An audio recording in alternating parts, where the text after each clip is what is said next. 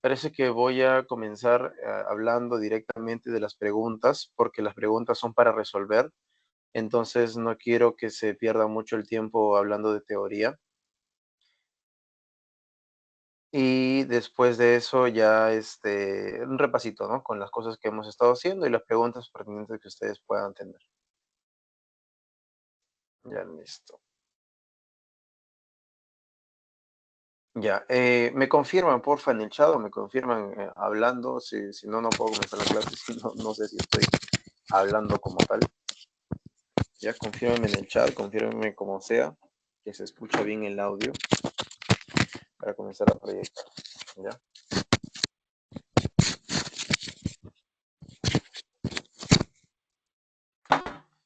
chévere, ya, listo. Gracias, Víctor.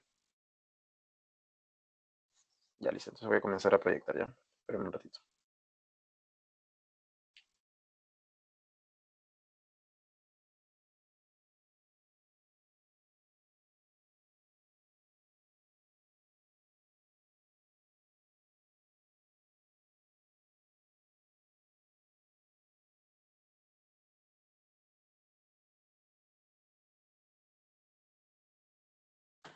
Ya, a ver, vamos a ver.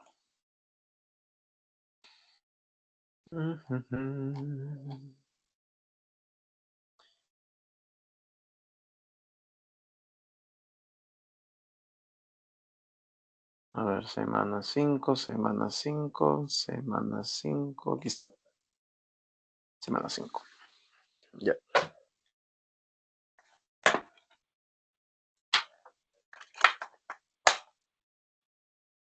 listo.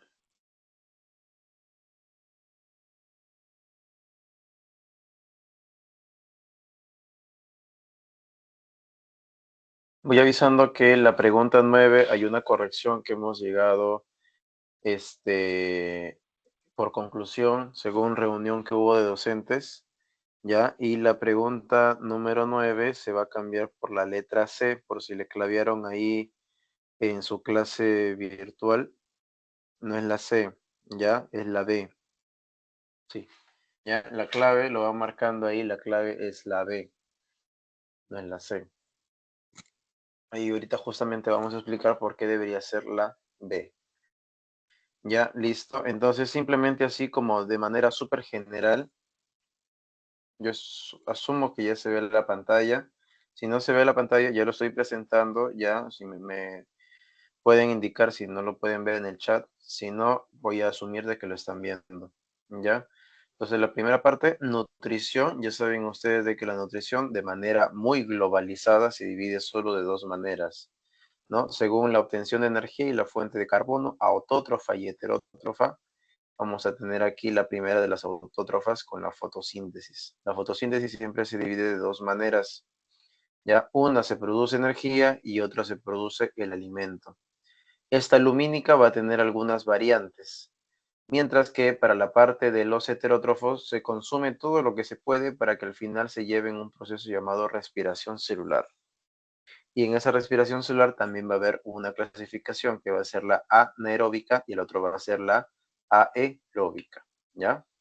Anaeróbica y el otro la aeróbica. Vamos pasando, proceso tras proceso, proceso tras proceso. Vamos para acá, fase luminosa, a detalle lo tenemos aquí. Tal vez lo repasemos de aquí más rato, ¿sí? Por ahora no haya quedado claro la explicación teórica que tuvieron en esta parte. Y listo, entonces vamos yendo más acá. Recuerda que la parte de la fase luminosa, también llamado reacción de Hill, ya es un sinónimo.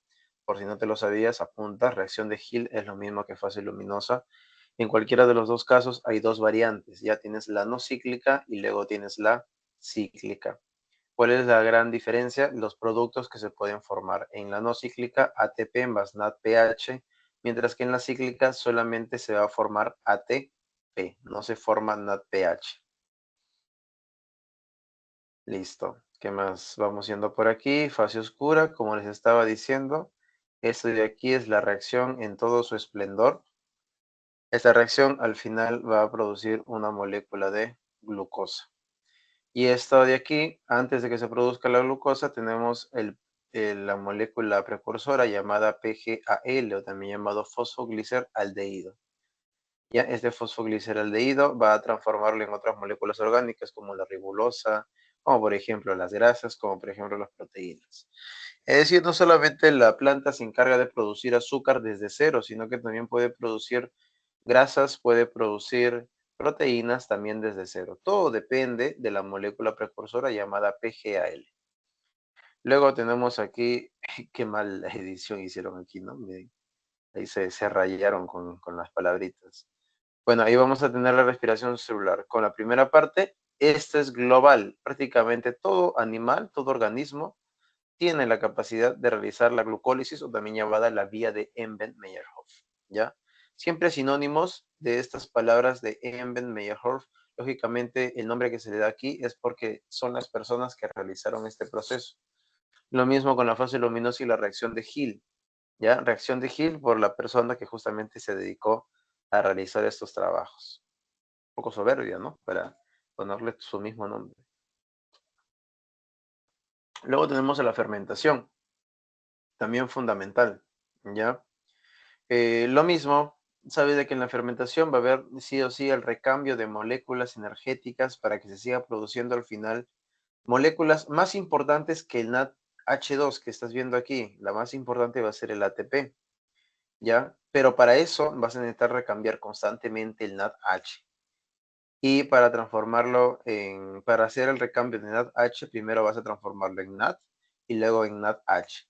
Cuando se transforma en NADH, estás utilizando justamente eh, energía, ¿no? Perdón, este NADH, para que se recambie a NAD, primero necesita que se llame ácido pirúvico y este ácido pirúvico luego se transforma en ácido láctico. Entonces, para que puedas tener constantemente este NAD de manera ilimitada, para que no se te vaya a otro lugar, constantemente estás transformando entonces el ácido pirúvico proveniente de la glucosa en ácido láctico. Conclusión de esto de aquí, para que más o menos lo entiendas, por si te has mareado un poquito, es de que para que una célula que no tiene mitocondria o que ya no tiene la capacidad de utilizar la mitocondria pueda producir energía, lo que tiene que hacer es constantemente producir unas sustancias tóxicas, ¿ya? Es como si fuera fuentes de energía no renovables. Las fuentes de energía no renovables, como por ejemplo tenemos ahí, ¿no? El petróleo, toda esa cosa de ahí, quema, consumes energía, pero al fin y al cabo estás obteniendo energía, pero ¿qué es lo que está dejando como residuo? El dióxido de carbono, está dejando como residuo sustancias muy tóxicas. Entonces, eso vendría a ser justamente la analogía con esto de la fermentación. ¿Produces energía? Claro que sí, produces energía, pero no es energía limpia. Estás produciendo al fin y al cabo, ¿qué cosa? Del ácido pirúvico, ácido láctico, y el ácido láctico es una sustancia tóxica. Por ende, la célula puede vivir bien con energía, pero va a estar por el otro lado mal porque va a producir ácido láctico y eso va a intoxicar a la propia célula. Ya, esa es la moraleja que debes llevarte de la fermentación. Ahorita lo vamos a explicar a detalle, pero hoy no te acuerdas bien la figura. ¿Ya? Listo, ¿qué más vamos viendo por aquí? Vamos viendo, por ejemplo, otras organelas, ¿no? Por ejemplo, la mitocondria, ya sabes que la mitocondria es la que se encarga de hacer la respiración celular, pero únicamente de la de tipo aeróbica. Ya la anaeróbica ocurre fuera de la mitocondria, en un proceso también denominado fermentación, ¿ya? ¿En dónde ocurre esa fermentación? Fuera de la mitocondria, en el citoplasma. Bien, ahí tenemos entonces las moléculas que se van a formar a partir de este proceso de respiración celular. Vamos avanzando.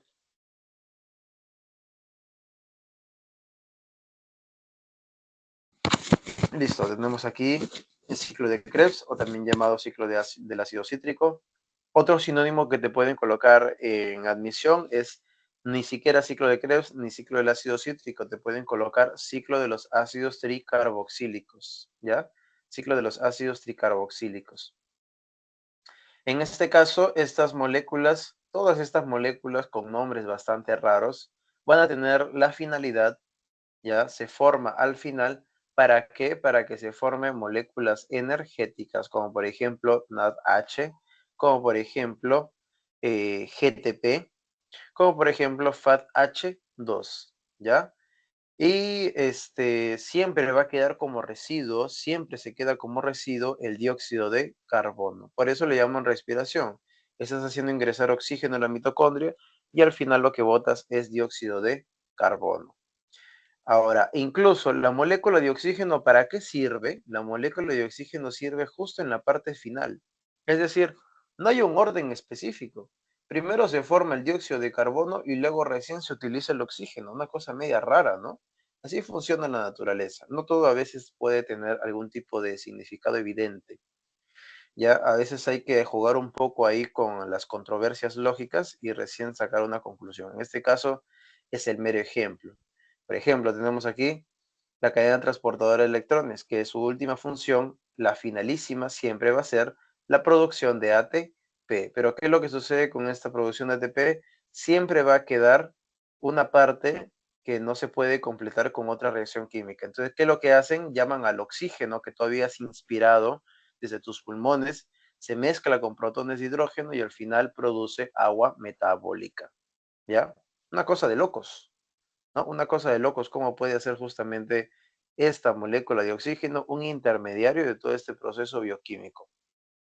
Pero no es el que comienza la reacción bioquímica, a pesar de que tú ingresas primero oxígeno y luego botas dióxido de carbono. A pesar de ello, la molécula de oxígeno recién sirve en la parte final del proceso.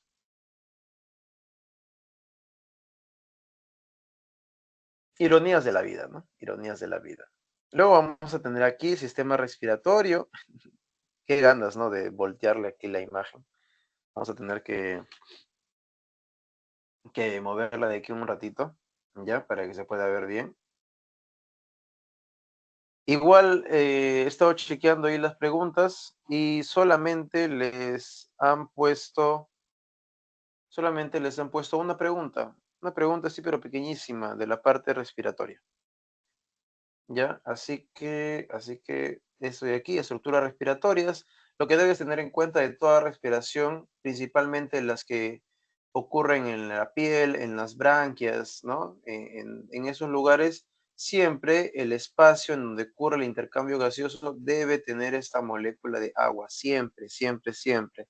La molécula de agua es un facilitador del intercambio gaseoso, facilita el intercambio gaseoso. Si no hay agua, no hay intercambio de moléculas. Ya las moléculas se demorarían muchísimo más. Listo, entonces ahí tenemos la figura. ¿Ya? En humanos, ya sabes tú, tenemos estas estructuras. En la parte muscular tenemos los músculos más importantes, no tenemos los intercostales y tenemos el diafragma. Permiten la inspiración y la expiración. Profe, eso me han colocado aquí en las preguntas, me parece que máximo, como te digo, una. ¿Ya? Máximo, máximo. Listo, comencemos entonces rápidamente con las preguntas para que de una vez quede bien claro este tema de bioquímica. Dice, un investigador compara la longitud del intestino delgado de 3 especies. Esta pregunta, muchachos, yo lo hubiera hecho en la parte de digestivo. Esto va a ser el spoiler para digestivo, así que si bien no sirve mucho para la parte de nuestro interés el día de hoy, manténganlo ya para la parte digestivo. Me parece que esta ya ha sido pregunta de admisión, o también lo he visto creo que como una pregunta de pre, me parece, ¿ya? Entonces vamos viendo ahí, ¿no? Un investigador dice que compara la longitud del intestino delgado de 3 especies. ¿Cuáles son esas 3 especies? El león, la vaca y el cerdo. Los resultados muestran que el león tiene el intestino más corto, la vaca es el más largo y el cerdo tiene la longitud intermedia. Ya el tamaño del tracto digestivo importa, indica una cosa fundamental. Mientras más largo sea el tracto digestivo, muchachos, mayor procesamiento de cosas va a haber en su interior. Guarda lógica, ¿no? Guarda sentido. Imagínate una fábrica que sea de pequeño tamaño. Quiere decir que las cosas que va a procesar van a ser van a hacerlo en menos duración, ¿no? O va a ser con menos pasos, porque va a tener menos cosas que debe emplear. En cambio, cuando veas una fábrica enorme, quiere decir que tiene diferentes pasos, diferentes secuencias que tiene que seguir para que se pueda dar el proceso y el producto final. En este caso, eso es lo que te está diciendo, ¿ya? El spoiler, como te estaba diciendo, de la próxima semana, que creo que vamos a ver digestivo. Entonces, lo que te dicen ahí es una cuestión de función y estructura, ¿ya? Estructura, función. Si la estructura es larga, la función también es mayor. Si la estructura es corta, la función también es menor. Ya, eso es lo que te están diciendo. Entonces vamos a ver cómo sería aquí la respuesta. La vaca, al ser carnívora, necesita un intestino largo. Ay, mira, aquí ya, ¿verdad? Cosas poco triviales, ¿no? Pero ya, para intentar amenizar sus preguntas le colocan así. La B, el cerdo, al ser omnívoro, posee un intestino corto para procesar rápidamente los vegetales. Ya es omnívoro, pero no posee intestino corto. Más parece esto pregunta de comprensión lectora. Así que no va. En la C, el león, al ser carnívoro, tiene un intestino relativamente corto porque la carne es fácil de digerir y absorber. Claro, puede ser, ¿no? La carne es fácil de digerir y absorber. Siempre ponte a pensar una figura, ponte a pensar una figura, este, deja en un plato, ¿ya? Un trozo de carne, y en un otro plato deja un poco de retazos de pasto, de césped, ahí que encuentras en el jardín. Después de una semana, ¿quién se va a podrir más rápido?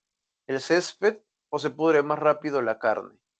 La mayoría creo que podría estar pensando la carne, ¿no? La carne en cuestión de horas ya huele feo si uno lo deja así en la intemperie. El pasto, a ver, déjalo una semana, se pudre, ¿huele feo el pasto? No huele feo. ¿Y eso por qué sucede? Porque la materia vegetal es más compleja que la materia animal, ¿ya? Tiene sustancias que la protegen constantemente de un montón de cosas. Usualmente son aceites protectores que evitan que cualquier herbívoro así nomás se lo pueda comer. Entonces, por eso pueden mantenerse con vida mayor tiempo y no se pudren tan rápido. En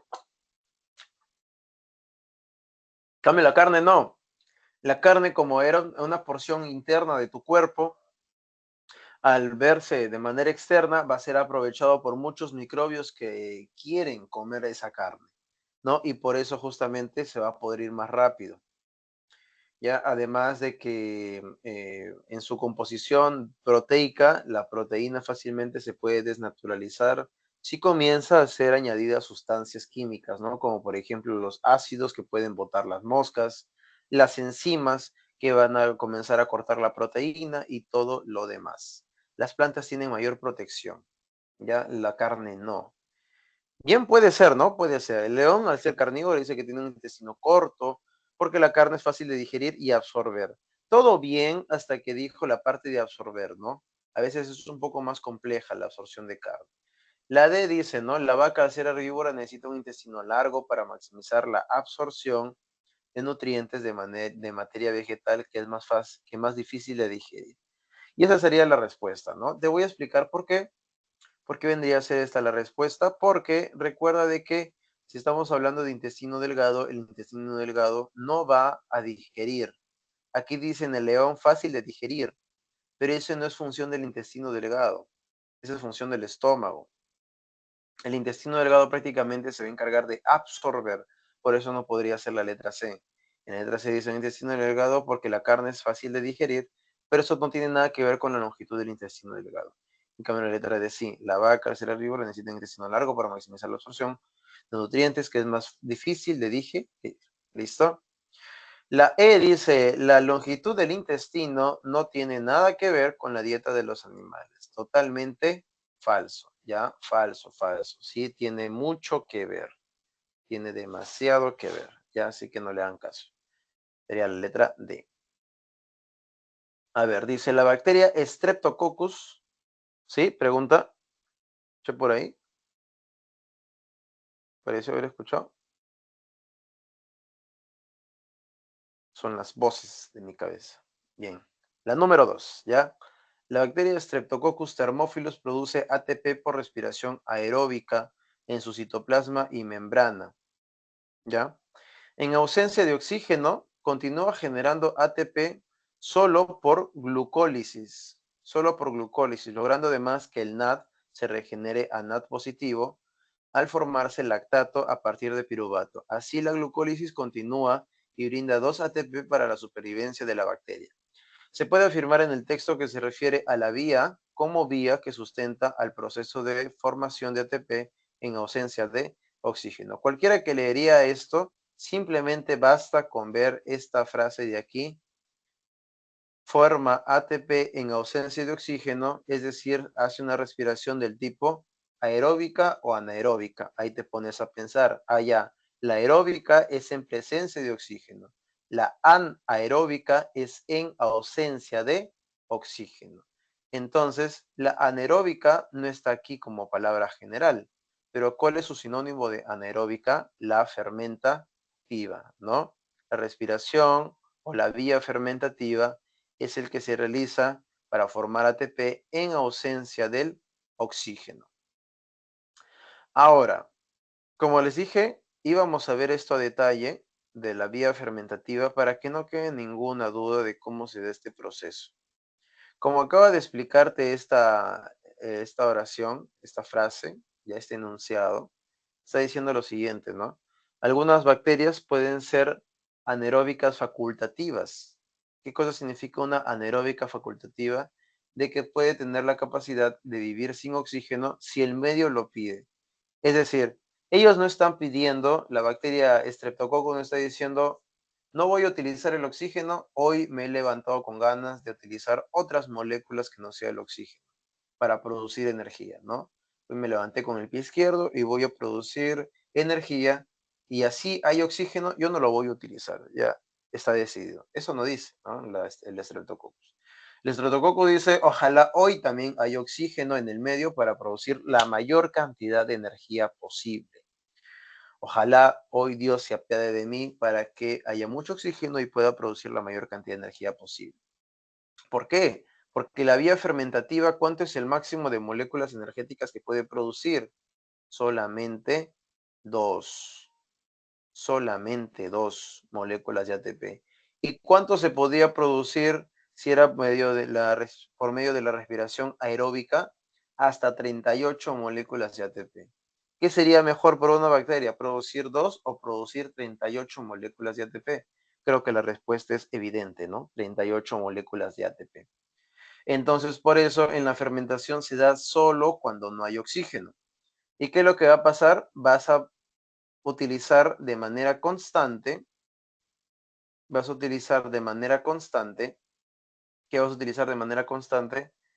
Al NADH2, ¿ya? Y el NAD y el NAD, ¿ya? Estas dos moléculas de aquí van a ser justamente las, por así decirlo, el chivo expiatorio de todo este proceso. Ellos no quieren estar aquí, pero las van a obligar a estar aquí y se van a recambiar de la manera no electronizada a la manera electronizada. Es decir, aquí va a estar sin electrones, va a estar oxidado y aquí va a estar reducido. Oxidado, reducido, oxidado, reducido. ¿Y por qué se da esta maraña de ciclo constante, de ciclo sin acabar en este proceso? ¿Por qué? Porque la glucosa en ausencia de oxígeno, lo que puede hacer es esto, ¿no? La glucólisis. ¿Por qué? Porque la glucólisis no requiere oxígeno, ¿no? Es la primera parte. La glucólisis, como te dije, lo hacen todos. Como lo hacen todos, el proceso por el cual lo realiza es prácticamente el mismo. Y el producto que se va a producir de manera neta también va a ser el mismo, que van a ser 2 moléculas de ATP.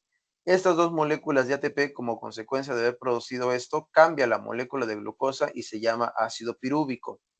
Este ácido pirúvico que tenemos aquí, este ácido pirúvico, se va a transformar luego ¿en qué? Se va a transformar en ácido láctico. Pero para que se transforme en ácido láctico, como estás utilizando una transformación de moléculas, para esa transformación necesitas utilizar energía. Y esa energía justamente va a ser la del NADH2. Ese NADH2 se junta con este ácido pirúvico, le brinda energía al ácido pirúvico y se transforma en ácido láctico. Este ácido láctico que tenemos aquí es una sustancia tóxica, ¿ya? Tóxica, tóxica, ¿ya? El ácido láctico es una sustancia tóxica y esa sustancia tóxica entonces va a hacerle daño a la pobre bacteria, pero tiene que producirla, no tiene de otra. Listo, entonces este NADH2, como había utilizado toda su energía para transformar el ácido pirúvico en ácido láctico, ahora ya no se va a llamar NADH2. De lo que estaba todo bonito reducido, ahora se va a llamar otra vez el mortal, el simple NAD, NAD, que significa nicotín adenín dinucleótido. Este NAD de aquí ya está nuevamente en su forma mortal y esta forma mortal va a ser utilizado por quién nuevamente, por la glucólisis. ¿Por qué? Porque sigue habiendo azúcar en el medio. Sigue habiendo azúcar. Lo único que falta, ¿qué cosa es? Oxígeno. ¿Ya? Por eso la glucosa sigue trabajando en ausencia de oxígeno y sigue ocasionando glucólisis. Y este NAD, como consecuencia de ello, se va a transformar por medio de la glucólisis en NADH2. Este NADH2 no solamente es la única molécula que se produce, sino que también en la parte de arriba que se va a producir ATP. En la glucólisis se produce ATP y NADH2. ¿Y qué más se produce como tercera molécula? El ácido pirúvico. Y este ácido piróvico, nuevamente, para volver a reutilizar este NADH2 y volverlo a llamar NAD, necesito obligatoriamente transformar este ácido pirúvico en ácido láctico. Y como el ácido pirúvico se transforma solo en presencia de energía, este NADH2 se deja de llamar así y ahora se va a llamar NAD. Y este NAD justamente es el que va a servir otra vez en el recambio de la glucólisis. Y así una y otra vez. Entonces, eso justamente es la maraña, esa es la magia que tiene la fermentación, ¿ya? Entonces, en este caso dice que va a producir, ¿no? Va a producir todavía ATP, pero lo va a producir justamente mediante esta forma, ¿no? Aquí está, ¿no? Lo va a producir, por ejemplo, formando lactato, y tú sabes que el lactato se forma para poder regenerar nuevamente al NADH.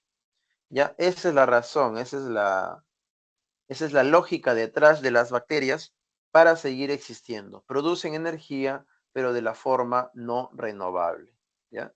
No es una forma renovable eso de ahí. No es nada ético, por así decirlo, pero lo hace.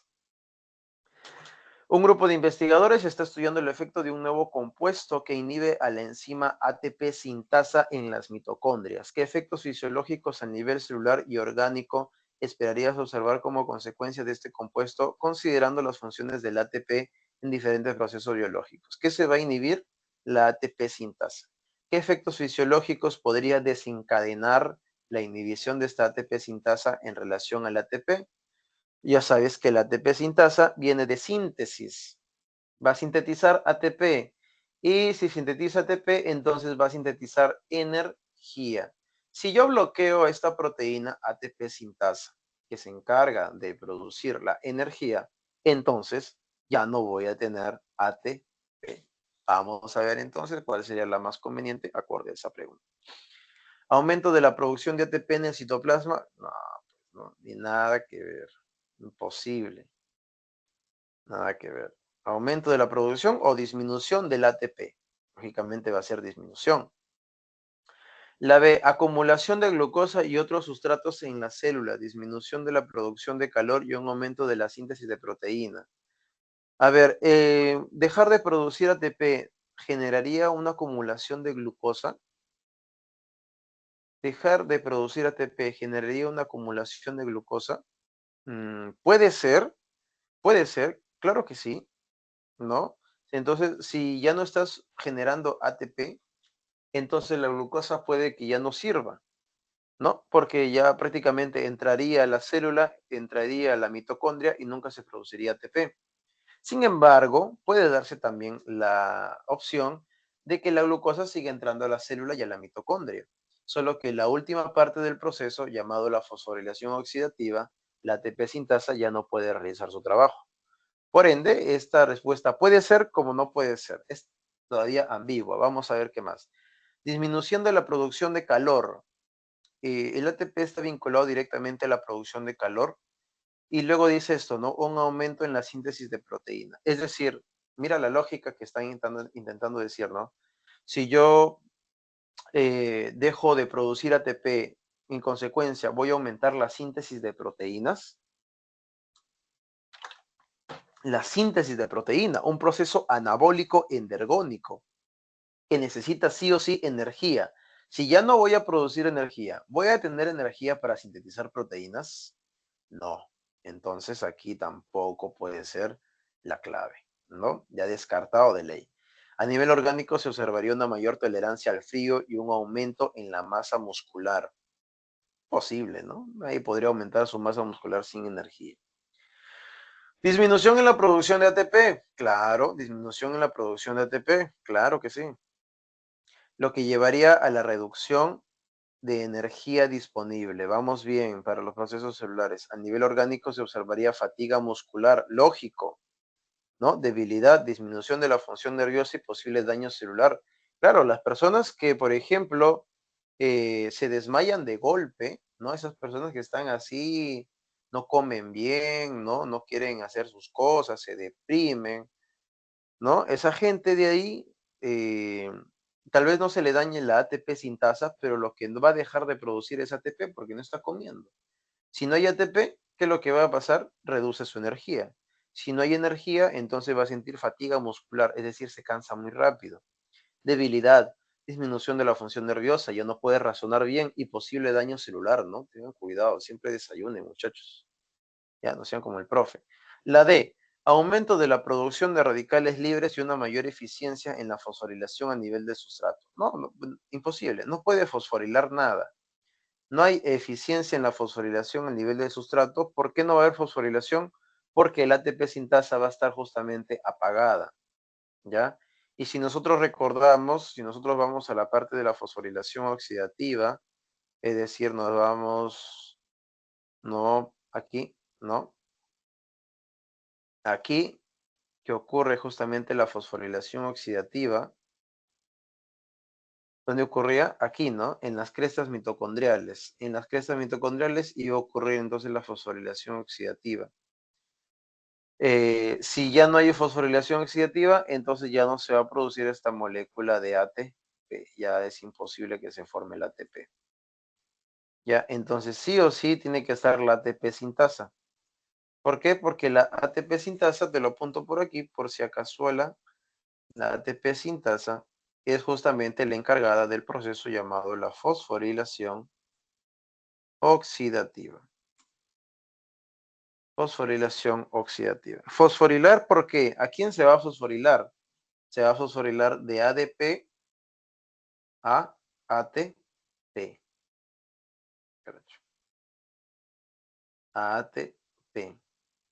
Y oxidativa, ¿por qué se le llama así? Esta es la fosforilación, ¿ya? Fosforilación. Fosforilación. Y oxidativa, ¿por qué se le va a llamar así? Porque va a oxidar, ¿ya? Le va a quitar electrones. Le va a quitar electrones a quién? A otras moléculas energéticas. ¿Ya? A otras moléculas energéticas. Como por ejemplo el NADH, como por ejemplo el FATH2. Ya a eso se les va a quitar los electrones y por eso va a oxidar. Por eso le llaman fosforilación, porque va a fosforilar el ADP a partir de la oxidación de moléculas energéticas que no sean el ATP. Ya, entonces, nuevamente volviendo. Por aquí estaba. Y aquí está, ¿no? Aquí. No, aquí. Ahí está, ¿no? Entonces, la clave más adecuada sería la disminución de la producción de ATP, lo que llevaría a una reducción de la energía disponible y daño celular. Listo. La 4. En un experimento se cultivan células hepáticas en un medio que contiene glucosa marcada con un isótopo radiactivo. Después de un tiempo se analiza la distribución del isótopo en diferentes moléculas celulares. ¿Cuál de las siguientes observaciones indicaría que las células están realizando gluconeogénesis de manera significativa? Esto no sé si ustedes lo han visto en clase, ¿ya? Esto no sé si ustedes lo han visto en clase, pero ¿qué les puedo decir? La gluconeogénesis es un proceso bioquímico en el cual se va a producir azúcar a partir de otras moléculas que no tengan nada que ver con el azúcar. Te dicen cuál de las siguientes observaciones indicaría que las células están realizando gluconeogénesis. Te explico un poquito, ¿ya? Aquí como que se fuera un poquito de contexto, pero igual se puede explicar esto de aquí para que lo entiendas. Imagínate que esta es la molécula de glucosa. La molécula de glucosa está hecha de carbono, está hecha de grupos aldehído, ¿no? Muchos grupos aldehído.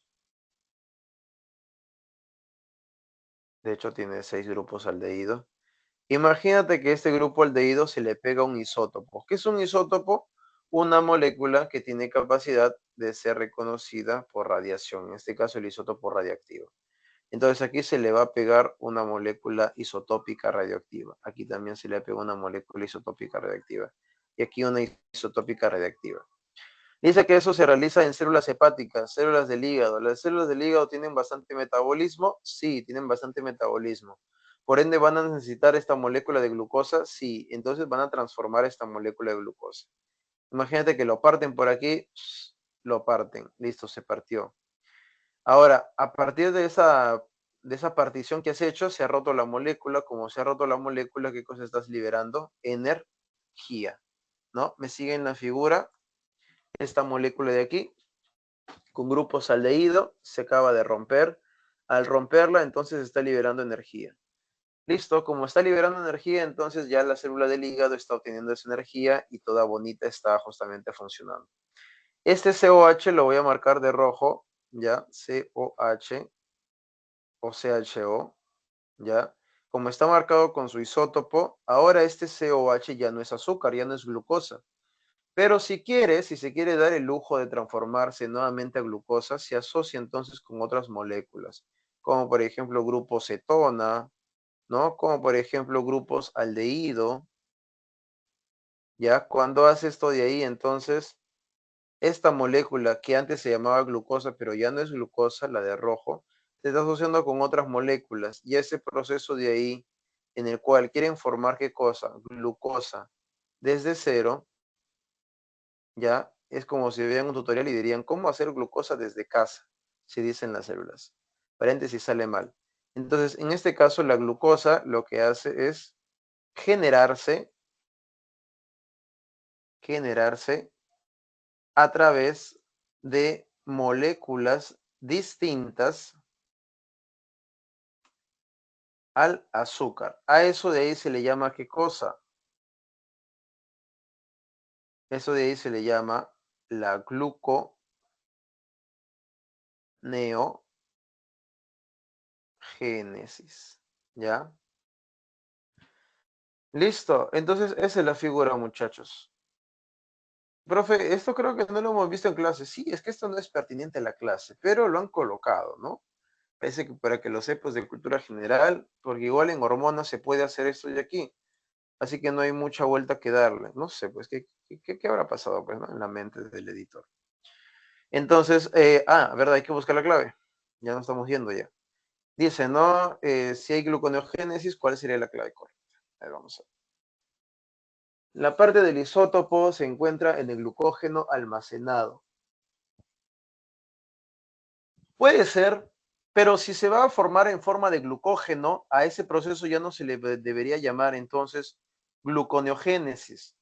La glucosa se puede almacenar en glucógeno, sí, pero ese proceso no se le llama gluconeogénesis. A ese proceso de ahí se le llama glucogenogénesis.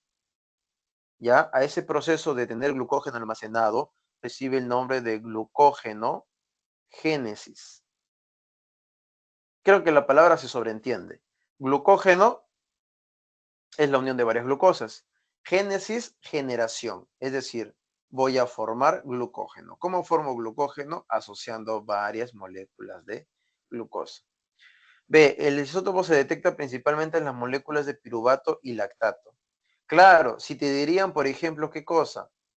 Si te dirían glucólisis. Si yo te digo glucólisis, entonces los isótopos van a irradiar principalmente moléculas de piruvato y moléculas de lactato. Y no solamente glucólisis, ¿no? También podríamos entrar aquí en el mundo misterioso de la fermentación.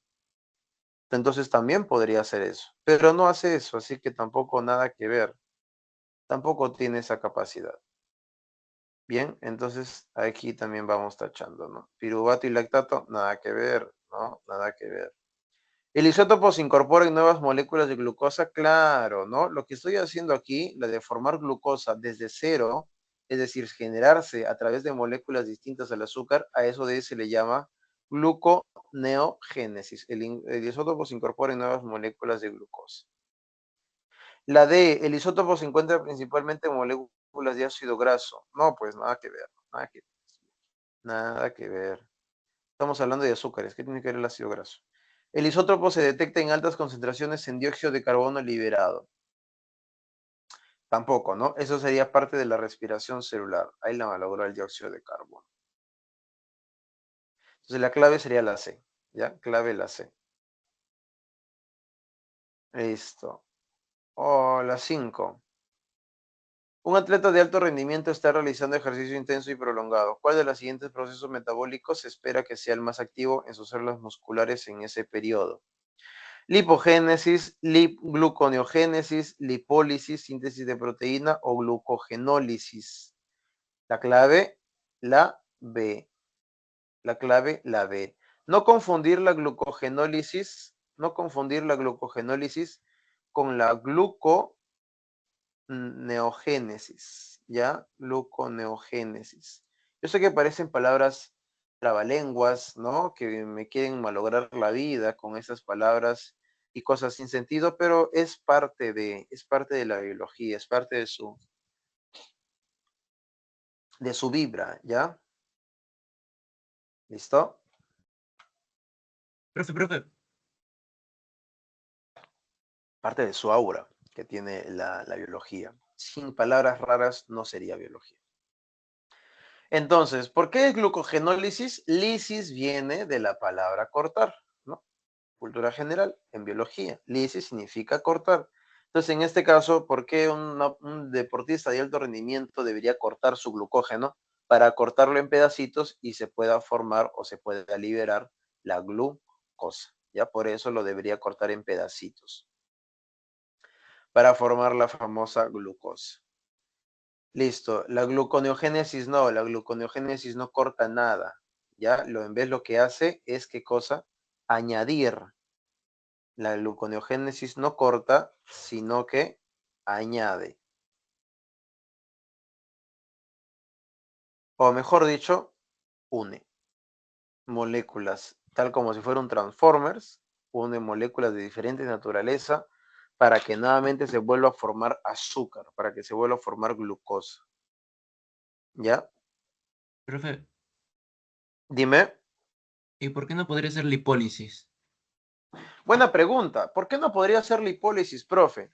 Porque recuerda que entre el azúcar y la grasa, el que primero se debe gastar siempre es el azúcar, ¿ya? Siempre es el azúcar. Si el atleta es de alto rendimiento, entonces va a tener sí o sí glucógeno almacenado en su músculo. También va a tener grasa, pero lo primero que va a gastar siempre es el glucógeno, ¿ya? Entonces, pero por eso primero, si te dan estas dos opciones y te dan a elegir, siempre tienes que marcar primero el azúcar y luego la grasa, ¿ya? Solamente bajo esas condiciones se utiliza primero el azúcar y luego la grasa. Listo. Entonces, esa sería la figura. Ya si no te dan glucogenólisis, ya ahí sí marcas de ley, ¿no? La lipogénesis. O bueno, en este caso, perdón, la lipólisis, ¿no? La lipólisis. Lipogénesis sería formar grasa, lipólisis sería cortar las moleculitas de grasa y pasarlas en un proceso llamado beta-oxidación. Ya, por si quieres saber cómo se llama el proceso de degradación de la grasa para obtener energía, a ese proceso se le llama beta-oxidación, que es un proceso sumamente interesante. Es más largo que lo que hemos visto del ciclo de Krebs y toda la cosa. Es mucho más extenso. Eh, es mucho más extenso, pero genera mucha más energía todavía, ¿ya? Eso también es lo que debes llevarte a casa. La glucogenólisis, si bien rompe moléculas de azúcar para producir energía, no produce tanta energía como la que puede producir la grasa. ¿Por qué se utiliza primero el azúcar? Porque el azúcar es más fácil de cortar, mientras que la grasa demora un poquito más en cortar, pero se obtiene más energía. Por eso se mantiene más estable las capas de grasa que las reservas de azúcar.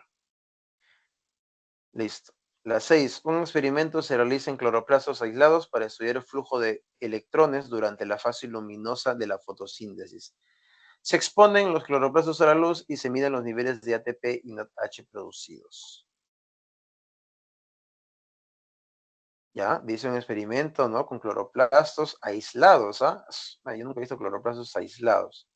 Pero ahora dice, para estudiar el flujo de electrones durante la fase luminosa de la fotosíntesis.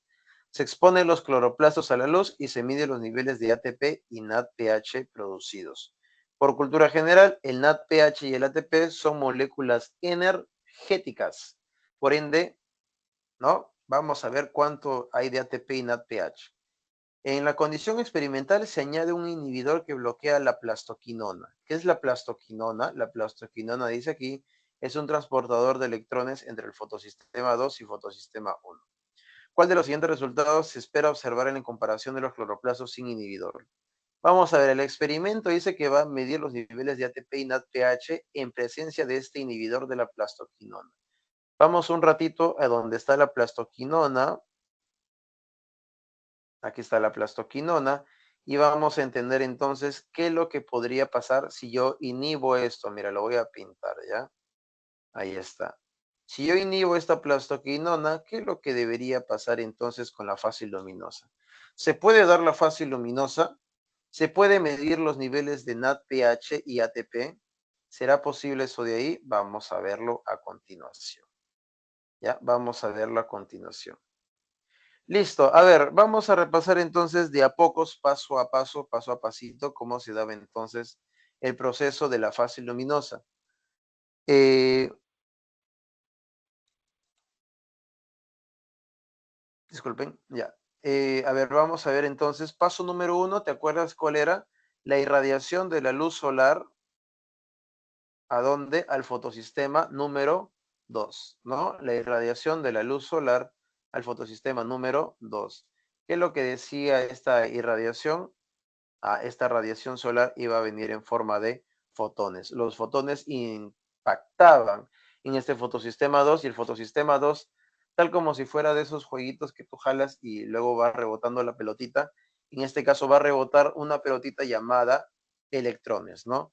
¿De dónde van a salir esos electrones? Van a salir de la clorofila. La clorofila, que está hecha de átomos de magnesio, hace que gracias al impacto de la luz solar, la clorofila comienza a perder electrones y comienza a perder electrones, ¿no? Al perder electrones, este fotosistema 2 agarra esos electrones y se lo da a su compadre llamado la plastoquinona. ¿Ya? La plastoquinona. ¿Listo? La plastoquinona. Ahora, a ver. Eh, ya, plastoquinona, ¿no? Está bien. Ya, la plastoquinona. Entonces, vamos a ver. Si se va a bloquear la plastoquinona, aquí, si se bloquea la plastoquinona,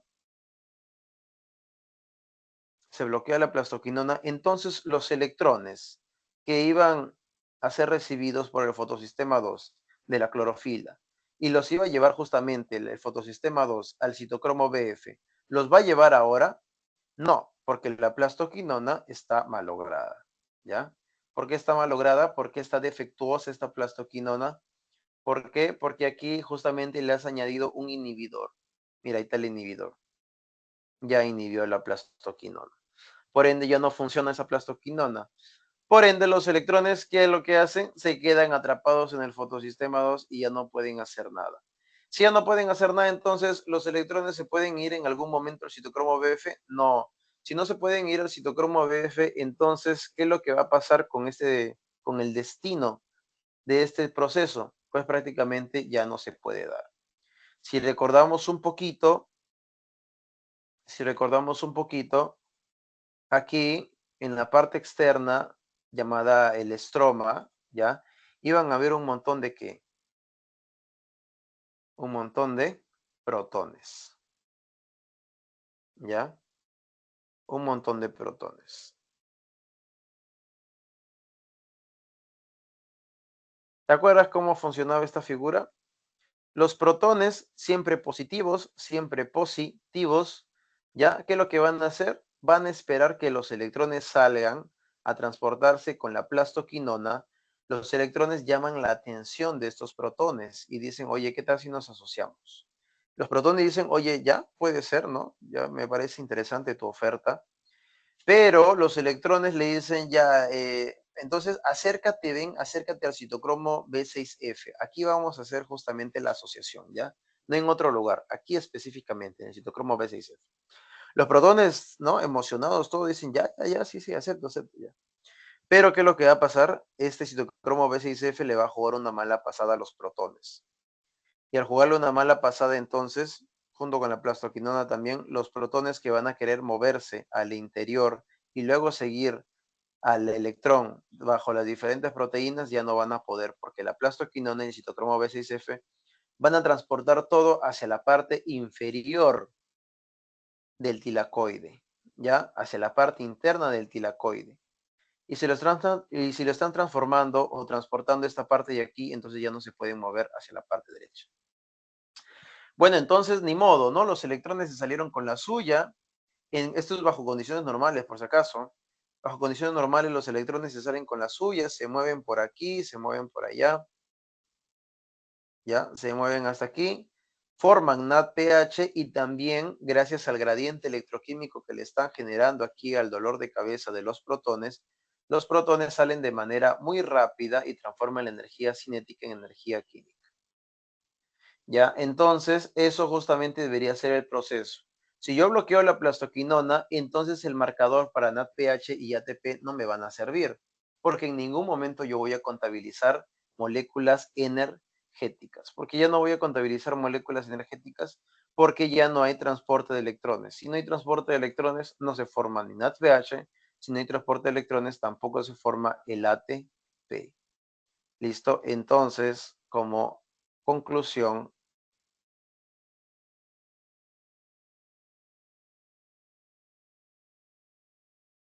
a ver, como conclusión, entonces, tenemos aquí,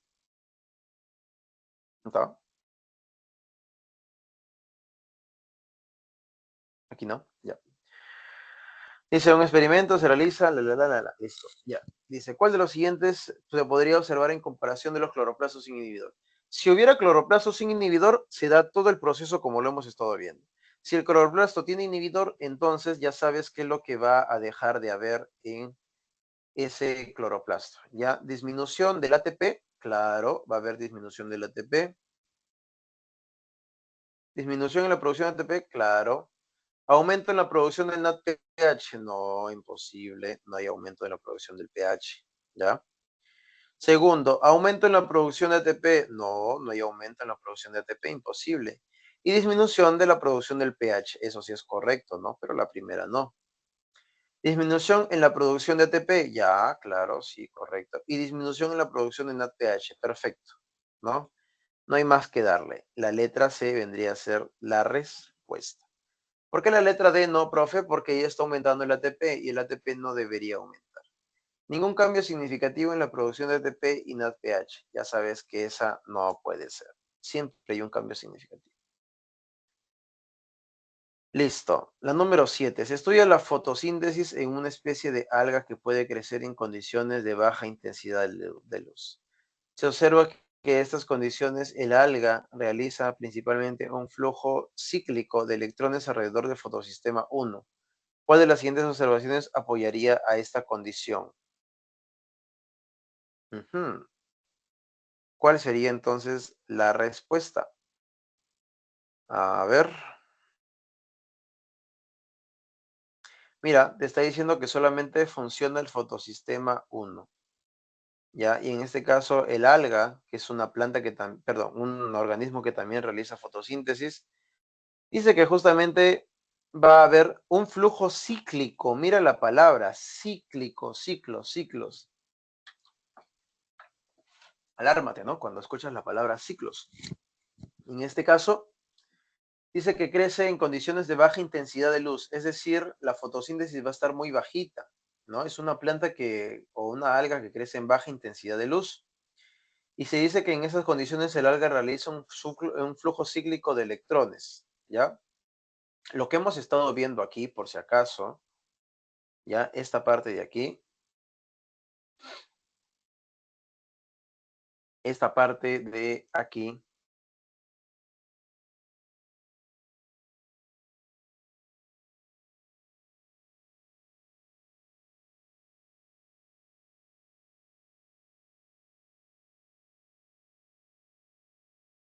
aquí, ¿ya? No confundir, ¿ah? No se vayan ustedes ahí a equivocar de manera garrafal. Esto que estamos viendo es un proceso acíclico, ¿ya? Es un proceso acíclico. ¿Por qué? Porque solamente va a tener una dirección. Es un proceso acíclico porque solamente tiene una dirección. Pero hay algunos casos excepcionales en los cuales la planta, como no recibe mucha luz, entonces lo único que va a utilizar es a su fotosistema 1. Esto de aquí se le llama entonces fotosíntesis o fase luminosa cíclica, ¿ya? Fase luminosa cíclica. Solo cuando utiliza el fotosistema del tipo 1. En este caso, mira, la luz solar igual puede seguir irradiando la luz a 700 nanómetros, golpea en el fotosistema 1, el fotosistema 1 se fotoexcita y al fotoexcitarse va a desprenderse electrones. Los electrones rápidamente se van aquí al NADPH. ¿Ya?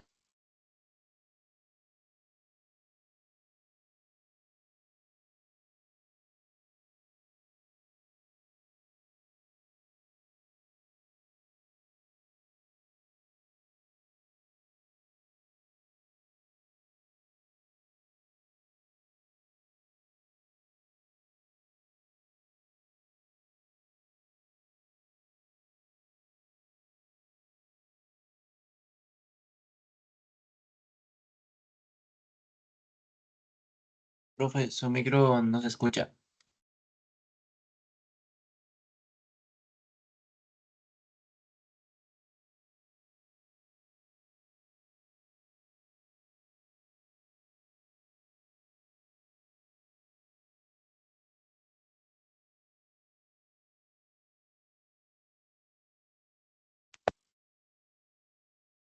¿Se escucha? Ahora sí, profe. Ahora sí, profesor.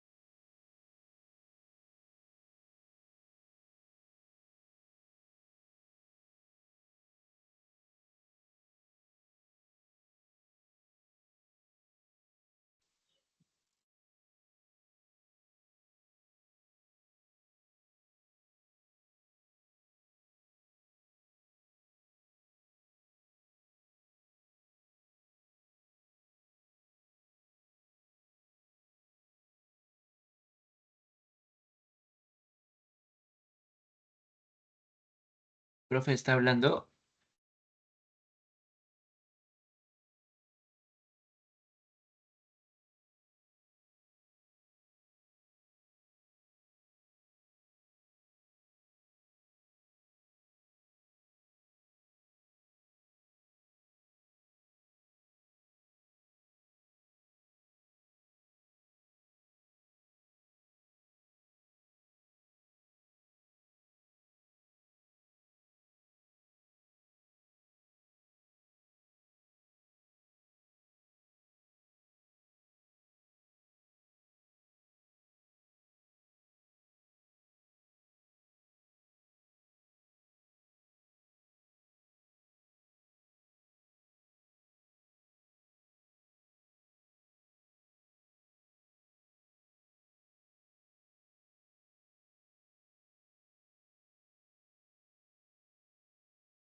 Profesor, Ya, a ver, confírmeme que se escucha. Ahora sí, profesor. Ya, listo. No vuelvo a comprar cosas que no sean de marca. Ya, les decía entonces, la fosforilación cíclica, como va a utilizar el fotosistema 700, solamente el fotosistema 1, ¿ya? Lo que va a hacer es que va a ser irradiado entonces por estos fotones. Los fotones van a chocar con el 700, van a desprender a los electrones. Este fotosistema 700 entonces va a liberar electrones, ¿no? Aquí está liberando a los electrones y van a pasar por esta ferredoxina y esta ferredoxina luego lo va a llevar a la parte del citocromo BF. Como ustedes ya saben, si subimos un poquito, aquí, ya, la ferredoxina lo lleva al citocromo BF. Mira, mira, aquí está la ferredoxina, aquí está la ferredoxina, pero la ferredoxina no lo lleva hacia la parte de la NAT reductasa. ¿A dónde lo lleva la ferredoxina? Lo lleva al citocromo BF, ¿ya?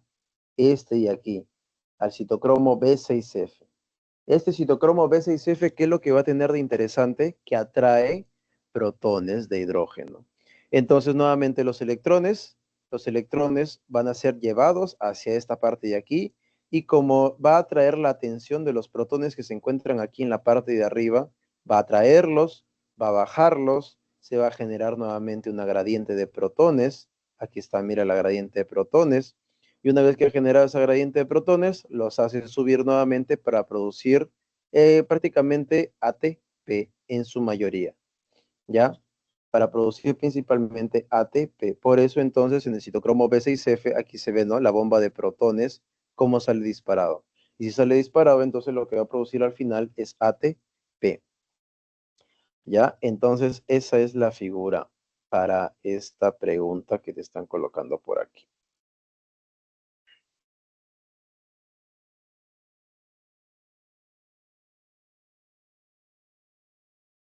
Ya, a ver, entonces, vamos descartando. Alta producción de NADPH, imposible, ¿no?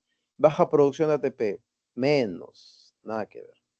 Alta producción de ATP, claro, puede ser, ¿cómo no?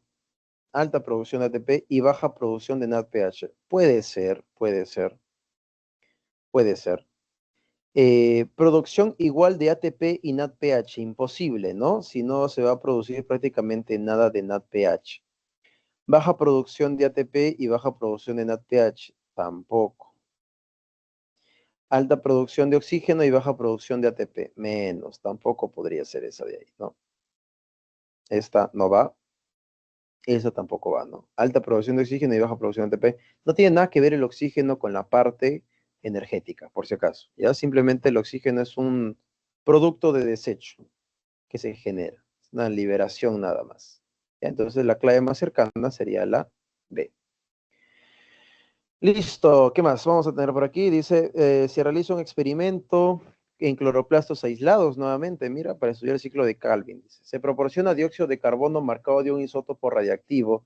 ¿Recuerdas tú el isótopo radiactivo qué cosa es? Es una molécula que va a tener capacidad de distinguirse. Tú lo pones en el microscopio y vas a ver justamente esa molécula cómo irradia una coloración. Esa coloración es radiación, ¿ya? Es un isótopo radiactivo. Y se mide la incorporación del isótopo en diferentes moléculas a lo largo del tiempo. ¿Cuál de las siguientes observaciones indicaría que la enzima rubisco está funcionando de manera óptima? Ya, ¿qué se debería formar entonces para que se pueda decir que la rubisco está funcionando bien? A ver, tú sabes que, ¿no? Por cultura, cultura biológica, ya, aquí, no, ese no, ese es respiración. Si nos vamos aquí, si nos vamos para acá, vamos a encontrar entonces a lo que se le conoce como la fase oscura, ¿ya? Esta fase oscura que va a tener de interesante, que va a tener de bonito, de que va a utilizar las moléculas inorgánicas, como por ejemplo el dióxido de carbono, lo utiliza y le jala el carbono, ¿no? Se lo jala de golpe, lo arranca al carbono y se lo da a una molécula orgánica como por ejemplo la glucosa. Aquí, esta es una gráfica antigüita que antes utilizaban para poder explicar esto de la fotosíntesis. En su PPT, que seguramente ya la habrán visto, ustedes netamente son clases virtuales, me parece, ¿no? Me lo va respondiendo en el chat. Creo que sí, ustedes son netamente clase virtual. Porque si son clase virtual, netamente, habrán visto ustedes en su PPT de que solamente les colocan la parte de la fase oscura mediante otra versión explicada. Esa versión explicada no utilizan lo de 6, 12, 12, 6, 10, 6, 6. Esta parte como que tipo marea un poquito, ¿ya? Les marea un poco a los estudiantes. Lo que más se utiliza es la de considerar todo como si fuera una unidad, ¿ya? Una molécula, una molécula, una molécula, una molécula. Al final, la historia, la idea es la misma, ¿ya? La idea es la misma. Por ejemplo, la molécula más importante sigue siendo esta de aquí, ¿no? La gliceraldehído 3-fosfato. ¿Qué es esta de aquí? Fosfogliceraldehído, o también llamado gliceraldehído 3-fosfato. Si hablamos de la rubisco estaría más o menos aquí, ¿no? En la del dióxido de carbono, en el cual va a tener la necesidad de fijar el CO2,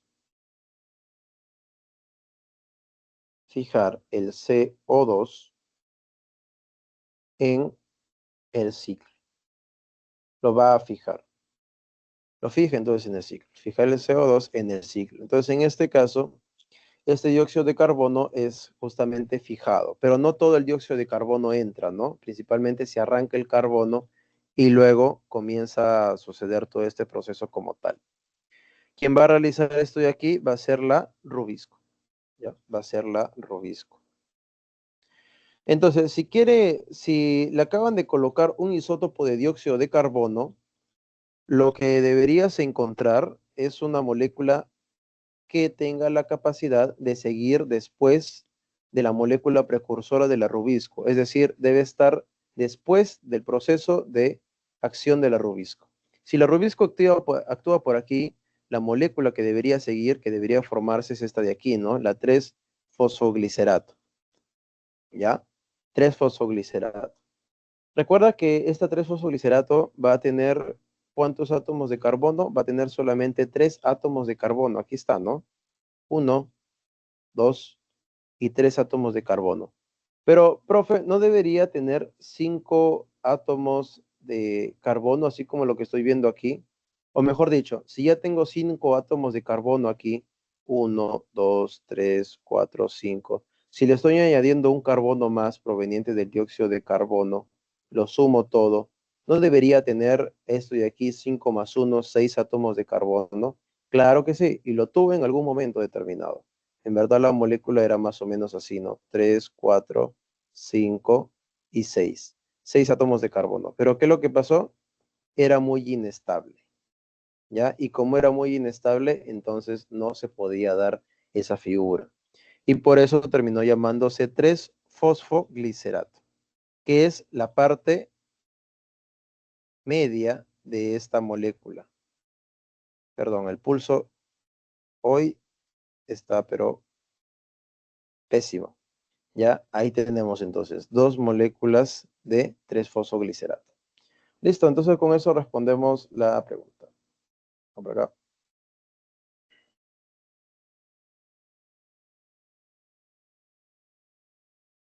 Ahí está, ¿no? Isótopo radiactivo. Ya, ahora vamos a ver. Busquemos entonces algo que tenga 3-fosfoglicerato. Rápida acumulación del isótopo en moléculas de glucosa no te indica necesariamente la función de la rubisco, ¿no? De hecho, si hubiera una enzima más cercana a la producción de la glucosa en el gliceraldehído 3-fosfato, ahí sí te podría indicar. En este caso no, así que no tiene mucha relación. Esta la descartamos. Rápida acumulación del isótopo en moléculas de ribosa 1,5 difosfato. Uf, esta está al comienzo del ciclo, ¿no? Nosotros ya estamos en la segunda o tercera parte, así que no. Rápida acumulación de isótopos en moléculas de 3-fosfoglicerato, 3-PGA. Claro, ¿no? Esto es justamente lo que estábamos viendo. 3-PGA. En gliceraldehído 3-fosfato, el G3P no, ese va después, ¿no? Así que no, tampoco, perdón, tampoco, así que tampoco, ahí queda. Acumulación lenta y dispersa del isótopo en múltiples moléculas sin un patrón claro. Esa sería la forma más relativista posible de mencionar un proceso bioquímico. Y no estamos con relativismo, ¿no? Necesitamos ser más o menos precisos para entender qué es lo que está entendiendo. Entonces, en este caso, la clave sería la C, ¿ya? Clave sería la C. Listo, número 9. A ver, dice, se estudia una mutación en la planta que afecta la regeneración de la ribulosa 1,5 bifosfato en el ciclo de Calvin-Benz. Se observa que la planta crece lentamente y acumula altas concentraciones de 3-fosfoglicerato. Mira, crece lentamente, pero lentamente, y acumula altas concentraciones de 3-fosfoglicerato. A ver, ¿te acuerdas? 3-fosfoglicerato, ¿en dónde se producía? Justamente en la fijación del dióxido de carbono. Entonces vamos a ver cuál de las siguientes conclusiones es la más probable. Si hay una mutación en la planta que afecta la regeneración de la ribulosa 1,5 bifosfato, es decir, en las primeras partes del ciclo de Calvin, ¿ya? Pero que aún así, ya, aún así se regenera, pero hay alguna falla ahí que lo hace lento esta regeneración.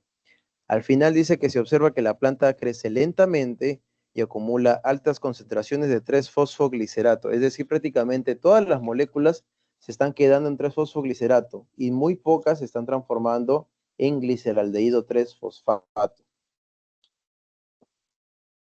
Vamos a explicarlo con evidencias, ¿ya? ¿Listo? Dice que esta molécula está teniendo problemas ¿para qué? Para formar ¿qué cosa? Para formar esta molécula, ¿no? Llamada la ribulosa 1,5 bifosfato. ¿Sí, no? A ver.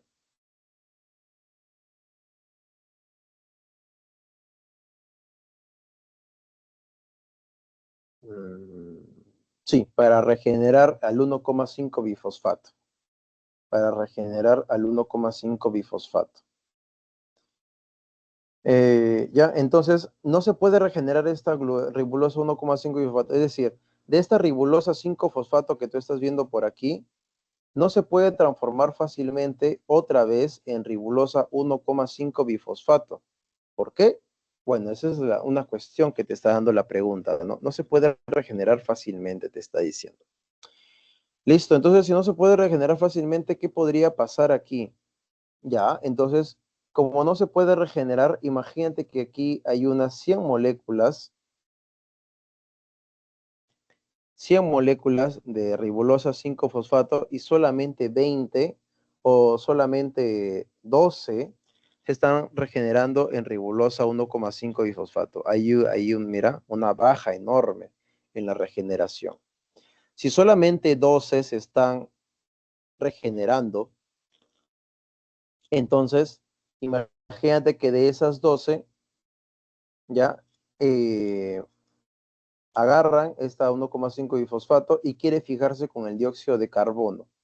Y este dióxido de carbono entonces va a fijar, ¿no? Gracias al rubisco se fija el dióxido de carbono con esta ribulosa 1,5 bifosfato y se forman las 12 moléculas de fosfoglicerato.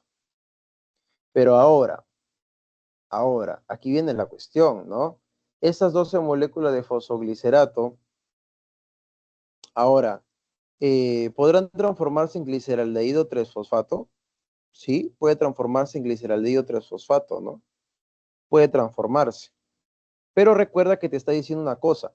Hay una acumulación de fosfoglicerato. Por ende, de las 12 moléculas, probablemente solamente 2 lleguen a transformarse en gliceraldehído 3-fosfato. ¿Por qué? Porque las otras 10 siguen en estado acumulativo.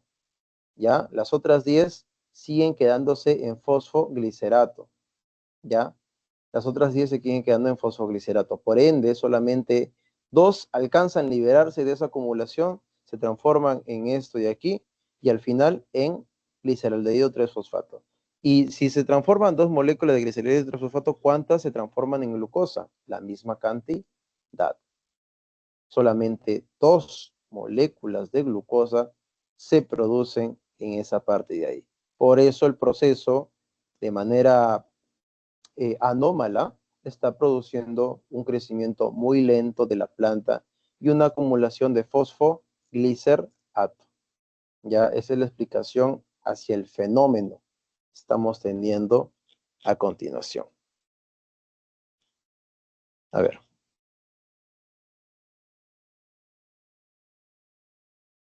Ya. La 9, ¿no? Ya. Se estudia una mutación entonces en la planta que afecta la regeneración de la glucosa 1,5 bifosfato en el ciclo de Calvi. Se observa que la planta crece lentamente y acumula altas concentraciones de fosfoglicerato, ¿no? El 3-PGA. ¿Cuál de las siguientes conclusiones es la más probable? La mutación afecta a la enzima rubisco. Nada que ver, ¿no? No va por ahí. No va por ahí.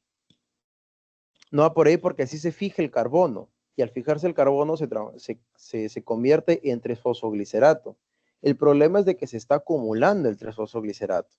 El problema no es que se produce, se acumula y luego ya no puede transformarse en otras cosas. ¿Ya? Entonces este de aquí, nada que ver. Nada que ver. La mutación afecta a la enzima que cataliza la reducción del 3-fosfoglicerato al G3P. Claro, ¿no? Exacto. Está afectando la catalización de la reducción del 3-PGA al G3P. Eso justamente era la corrección que se le estaba dando a esta parte de aquí, ¿no? Vamos a ver otras, ¿por qué se marcó la C en un primer momento? Vamos a ver, la mutación afecta a la enzima que cataliza la regeneración de ribosa bifosfato a partir del G3P. Esta es la que se marcó. Pero recuerda que no se está afectando la regeneración de la ribosa bifosfato a partir de G3P. Se está afectando la regeneración de la ribosa 1,5 bifosfato, ¿ya? Cosas muy distintas, cosas muy distintas. Les voy a explicar por qué. Si dice que se está afectando la regeneración de la ribosa 1,5 bifosfato, quiere decir que no se está generando primero su molécula precursora, que era ¿qué cosa? La ribosa 1-fosfato, ¿ya? No se está generando la ribosa 1-fosfato. O si bien se está generando la ribosa 1-fosfato, se está generando la ribosa 1-fosfato, lo que no se está generando es la enzima capaz de transformar a esta ribosa 1-fosfato en ribosa 1,5 bifosfato. Eso es lo que se está afectando aquí. Aquí está el problema. No hay enzima, o la enzima, mejor dicho, es ineficiente, ¿ya? Ineficiente. La enzima es ineficiente para transformarlo en ribosa 1,5 bifosfato. Por ende, la mutación afecta a la enzima que cataliza la regeneración de ribosa bifosfato a partir de G3P. No, sí se puede transformar la ribosa bifosfato a partir de G3P. Y mejor dicho, ¿no? Mira, aquí también hay una clave que podía haberte dado bien claro la cosa. La ribosa bifosfato no se regenera a partir de G3P, se regenera a partir de la misma ribosa monofosfato, no a partir de G3P. A partir del G3P es el producto de la ribosa bifosfato, no el precursor de la ribosa bifosfato. Por eso creo que la evidencia era más que clara de que no podía ser la C. ¿Ya? Hay dos evidencias. La primera, de que lo que tuvo que haberse alterado es la regeneración de la ribosa bifosfato por problema de la enzima ineficiente. Y segundo, que lo que va antes de la ribosa bifosfato no es el G3P, sino que es la RUP, que es la ribosa monofosfato. ¿Ya? La D dice, la mutación afecta a la enzima que cataliza la síntesis de glucosa a partir de G3P. La síntesis de glucosa, no, nada que ver, ¿no? La síntesis de glucosa se da a partir del gliceraldehído 3-fosfato. Nada que ver con esto.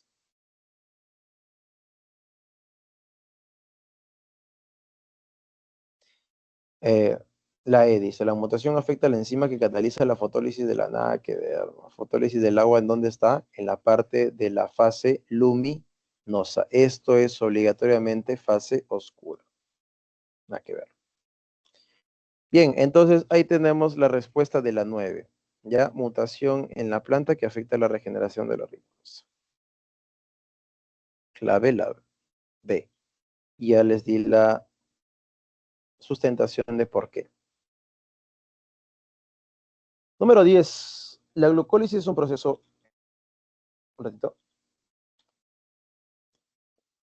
es un proceso anaeróbico en el cual la glucosa es desdoblada en dos moléculas de piruvato. Además, se obtiene ATP y NADH. Indica el valor de verdad o falsedad en cada una de las siguientes afirmaciones y luego marque la alternativa correcta. Durante la glucólisis se produce 4 ATPs como ganancia neta, ¿verdadero o falso? Ajá, a ver, en el chat vayan colocando ahí. Ya, lo van colocando. Si quieren conocer la verdad, lo van colocando, ya, si aún todavía están escépticos con la glucólisis, absténganse entonces. Los NADH se forman a partir de los NAD que ingresan al proceso. Ya, a ver, vamos a ver. Siguiente, dice, por cada glucosa que ingresa al proceso se obtienen 4 piruvatos. Y segundo, durante este proceso ocurre la fosforilación al nivel del sustrato, ¿no? Mira, qué bonito, aquí está la respuesta, así que ya no marquen nada en el chat. En vez, lo que les iba a decir es por qué. Vamos a fundamentar, ya la respuesta es obvia. Vamos a fundamentar ahorita. Dice, durante la glucólisis se produce 4 ATPs como ganancia neta. ¿Será eso posible? Aquí te colocan la respuesta, ¿no? La respuesta es falso. No se forma ATPs como ganancia neta, sino que 4 ATPs se dan primero como, como último, como los productos finales de energía. Pero ¿qué es lo que invertiste al comienzo? ¿Qué es lo que invertiste? 2 moléculas de ATPs fue la inversión. Tú sabes que como todo proceso, hay una inversión energética que tú tienes que hacer para que luego te dé más ganancia. Así como sucede aquí en el mundo empresarial, inviertes cierto dinero, esperas un cierto tiempo y luego obtienes las ganancias. Lo mismo sucede aquí. Inviertes cierta energía, pasa un tiempo determinado, ¿no? Esperas tranquilamente a que suceda el evento y tienes los productos finales, ¿no? Producto de la inversión. Por si aún no lo tienen muy claro, vamos a colocarlo aquí, la evidencia.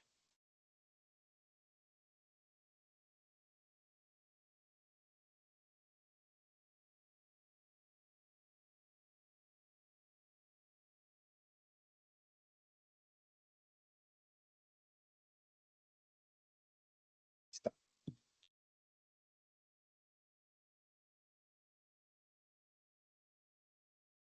A ver. La glucólisis o la vía de Embry-Meyerhof.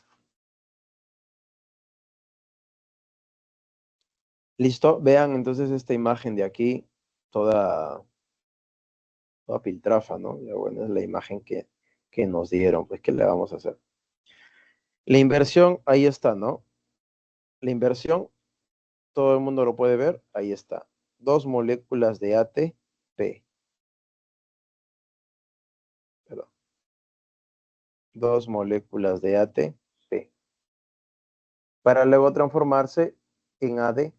Es decir, se ha gastado la energía que tenía el ATP. Ahora está en su versión inactiva llamada ADP. Listo, eso es lo que ha pasado. Invertiste 2 y gracias a esa inversión la glucosa dejó de llamarse glucosa. Se isomerizó y se transformó en una molécula llamada fructosa. La fructosa isomerizada va a tener 2 átomos de fósforo aquí. 2 grupos fosfatos va a tener aquí.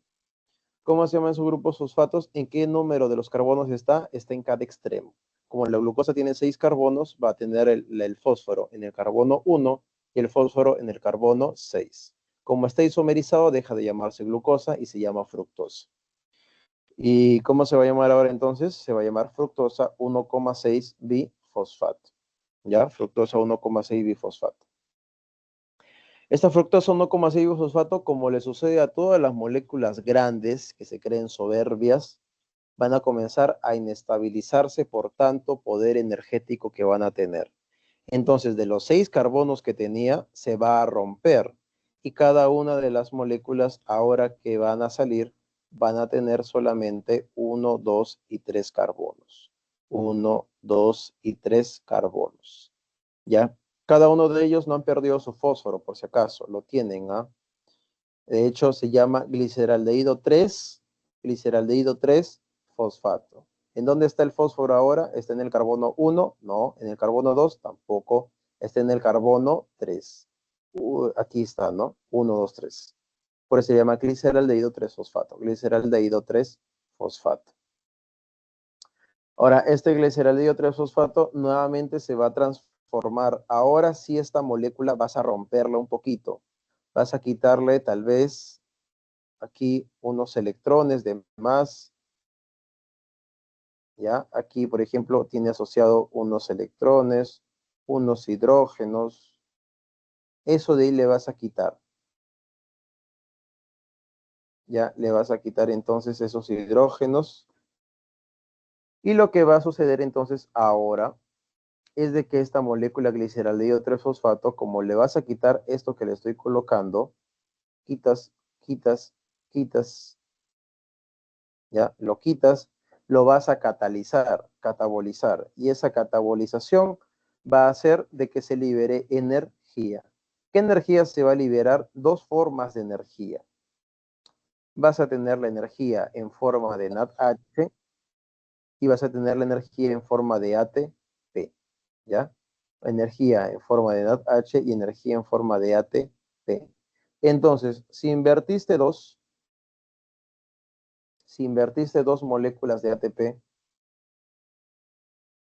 pero estás ganando ¿cuánto? Estás ganando 4 moléculas de ATP al final. Entonces, ¿cuánto va a ser tu ganancia neta? ¿Va a ser 2 o va a ser 4? La respuesta ya lo sabes, ¿no? Va a ser al final 2 moléculas de ATP. Siempre, todo proceso glucolítico, todo proceso de glucólisis va a tener como ganancia final 2 moléculas de ATP. Ganancia neta, ¿ya? 2 moléculas de ATP. Bien, entonces volvamos a la parte que ya está respondida, pero vamos a intentar darle un poco de fundamento, ¿ya? De fundamento. Listo, entonces, durante la glucólisis se produce 4 ATP como ganancia neta. No, falso, ¿sí o no? Los NADH se forman a partir de los NAD oxidados que ingresan al proceso. Claro, ¿sí o no? De hecho, ¿quién es el que hace esto por excelencia? ¿Quién hace esto de recuperar los NADH y nuevamente volver a transformarlos en NAD? La fermentación, ¿no? Aquí estaba justamente la fermentación.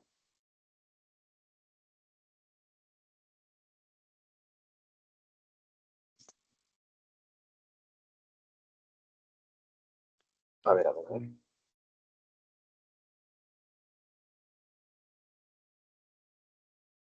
Aquí está, ¿no? Después de la glucólisis, la fermentación. ¿Quién utiliza a cada rato, ¿no? Para hacerlo una y otra vez esto del recambio del NAD en NADH para transformar nuevamente la glucólisis? ¿Qué utilizan de recambio? El NAD y el NADH, ¿no? Ya sabes que el NADH se forma como consecuencia de que esta glucosa se rompe, se llama gliceraldehído 3 fosfato y luego este gliceraldehído 3 fosfato se llama piruvato. ¿Cuántas moléculas de piruvato se forman?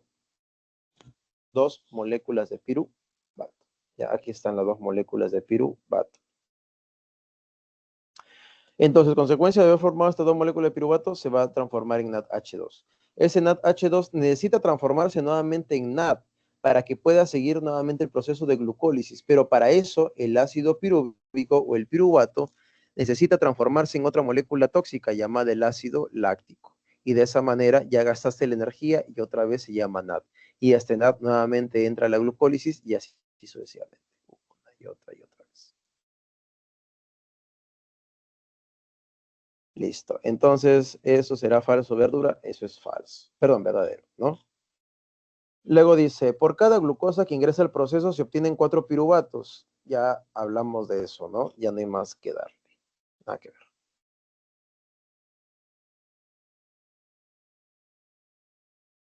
Falso. Durante este proceso ocurre la fosforilación al nivel del sustrato. ¿Qué dicen ustedes? Ya sabemos que es verdadero, ¿no? La fosforilación al nivel del sustrato. Pero vamos a desglosar aquí la palabrita para que entiendan. ¿Qué es el sustrato? Es el objeto que va a ser procesado. ¿Qué va a ser procesado? La glucosa. Pregunta, ¿la glucosa, el sustrato o glucosa? En este caso el sustrato se llama glucosa. Pero les decía, en este caso, la glucosa, ¿se va a fosforilar en algún momento? Sí, ¿verdad? De hecho, se va a llamar ¿cómo? Se va a llamar fructosa 1,6 bifosfato. Glucosa 1,6 bifosfato. ¿Acaso no te indica algo esa glucosa 1,6 bifosfato? Bifosfato.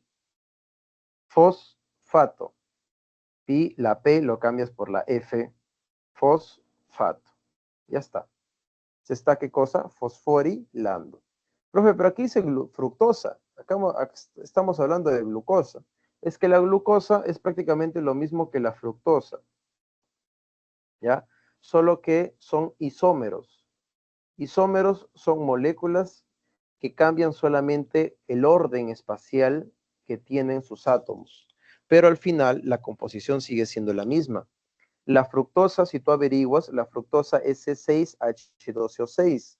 La glucosa es C6H12O6. ¿Ha cambiado en algo su composición? No ha cambiado. Lo único que está cambiando es la orientación espacial de sus átomos. ¿Ya? Por eso se le considera prácticamente lo mismo. Por eso la fructosa 1,6 fosfato sería lo mismo que decir glucosa 1,6 bifosfato. Entonces, esto vendría a ser verdura. ¿Ya? Esto vendría a ser verdura. Listo. Otra cosa que ya está hecha. A ver, ¿qué más tenemos por aquí? Algunos derivados lácteos se obtienen a partir de organismos como bacterias y hongos, quienes realizan el proceso anterior de los piruvatos obtenidos en la glucólisis. Este proceso tiene como producto el ácido láctico, el cual se denomina fermentación láctica. Este proceso también puede ocurrir en otras células como...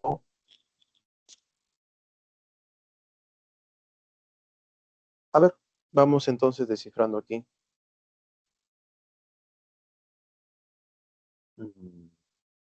A ver, leucocitos. ¿Qué son los leucocitos?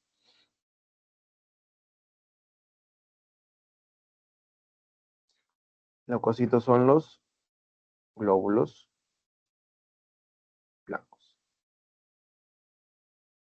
Leuco viene de blanco, ¿no? Cito viene de células, glóbulos blancos. Los fibrocitos, ¿eso existe como tal? Los fibrocitos. Usualmente se les puede considerar como parte de tejido conjuntivo, ¿ya? Tejido conjuntivo. Usualmente le suelen colocar más que fibrocitos como fibroblastos. Eso sí lo he escuchado. Fibroblastos. Las liberianas, ¿qué cosas son las liberianas? Eso son células vegetales, ¿ah? Por si acaso. Los vasos liberianos, por ejemplo, ¿ya? Este es de los vasos conductores. Histiocitos, este sí, no me suena los histiocitos. Los miocitos sí, ¿no? Que son las células musculares.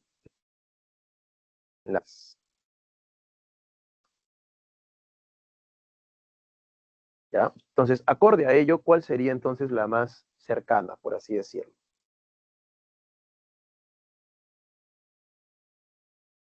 ¿Cuál tiene la capacidad de producir también ácido láctico. ¿Cuál de nuestras células de nuestro cuerpo? La que usualmente se intoxica y luego le genera calambre por mucho ácido láctico. Ya con eso se dice todo, ¿no? Esa vendría a ser entonces la clave. Los miocitos. Ya, los miocitos. Miocitos que son las células musculares. Durante la etapa mitocondrial de la respiración aeróbica, los procesos que ocurren involucran la formación de acetil, los ciclos de Krebs, cadena respiratoria y la fosforilación oxidativa. Debemos recordar que al ser dos moléculas de piruvato que ingresan a la mitocondria, se producen dos ciclos de Krebs, que los cuales parten 6 NADH y 2 NADH hacia la cadena respiratoria y fosforilación oxidativa. Sobre estos últimos debemos recordar que por cada NADH se obtiene 3 ATP y por cada FADH2 se obtiene 2 ATPs. Mucho floro, ¿no? Para terminar, entonces, si consideramos 4 piruvatos, mira, lo único que interesa, ¿no? Si consideramos 4 piruvatos, ¿sí? Si consideramos 4 piruvatos, ¿cuántos NADH y FADH2 serán liberados en la cadena respiratoria? Todo, ¿no? Prácticamente lo que tienes que hacer es multiplicar nada más. Nada más. Ya, vamos a ver entonces. Lo hacemos aquí, si no nada más. Mira, un piruvato. ¿De dónde venía el piruvato? El piruvato venía de la glucosa. En verdad, por cada molécula de glucosa, tú sabes que se produce 2 moléculas de piruvato. Este piruvato luego termina transformándose en otros elementos, como por ejemplo la acetilcoenzima A y otras cosas más, ¿no? Si solamente nos enfocamos en un solo piruvato,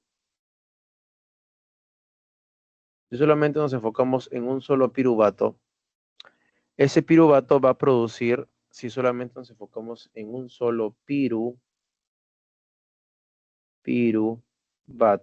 ese solo piruvato va a producir, ¿qué cosa? Va a producir en la parte de los NADH y los FADH2 para que sean liberados en la cadena respiratoria, es decir, ¿qué cosa se produce en el piruvato en términos de ciclo de Krebs?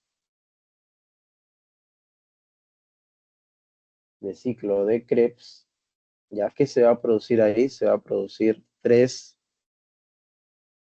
NADH y también se va a producir una molécula de FADH2. Ya eso se va a producir. Entonces, lo único que hay que hacer es mantener esto de aquí y luego multiplicarlo por 4. Pero antes de eso, recuerda que esto se va a ir ¿a dónde? Se va a ir a la cadena transportadora.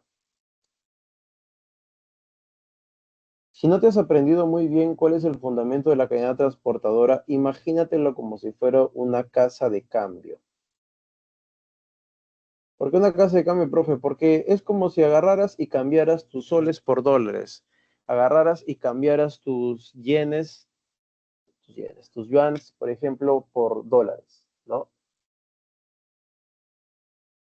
Tus pesos, tus reales, todas las monedas. Al final las vas a cambiar en la moneda teóricamente más importante, que es el dólar. Entonces, casa de cambio. Y todo entonces se va a transformar en términos de ATP. Si yo, por ejemplo, agarro y te digo aquí,